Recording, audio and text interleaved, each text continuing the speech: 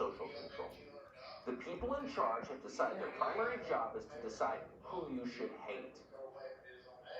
In an environment like this, everything feels like propaganda, and that's because much of it is. On Thursday, we told you that Russian forces had bombed a nuclear reactor in Ukraine. That seemed to be true. President Zelensky of Ukraine had said it repeatedly, but it was not true. No reactors were hit. An unnamed Ukrainian official claimed that radiation levels in the area had risen. That turned out to be untrue as well. In the words of Mark Nelson, who's a nuclear energy analyst, quote, "I'm afraid to say this looks like a coordinated effort to induce panic." Of course. It was what we call disinformation, and it was designed to get you to support a war against Russia. Now, maybe you support a war against Russia anyway, but you should at least know that you're being lied to and manipulated, which you are. Watch this segment from Good Morning America the other day.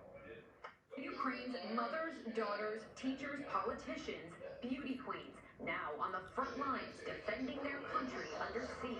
And there is Anastasia Lena, a former Miss Grand Ukraine. Photos of her on Instagram in fatigues, rifle in hand. Underneath, patriotic hashtags.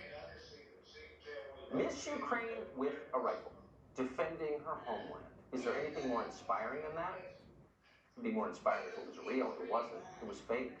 Miss Ukraine was not defending her homeland. That wasn't a rifle. It was an airsoft gun. So the whole thing was not a news story that you read it as such. It was a propaganda shoot. It was meant to deceive you. It was meant to make you want war with Russia, sympathize with one side and go with the other. It works. It's why they do it. It's why the tech companies have censored so many news sites recently, including from Russia, but not exclusively from Russia. Now, we're supposed to think this is a victory over Putin or something. But a victory for what? Less information? Fewer perspectives? If getting to the truth was the point of the exercise, we as American citizens would be able to read whatever we wanted to read. That was the rule for centuries in this country. It no longer is, because truth is no longer the point. Instead, Twitter and Facebook are proudly censoring any information that might, quote, undermine trust in the Ukrainian government. Really?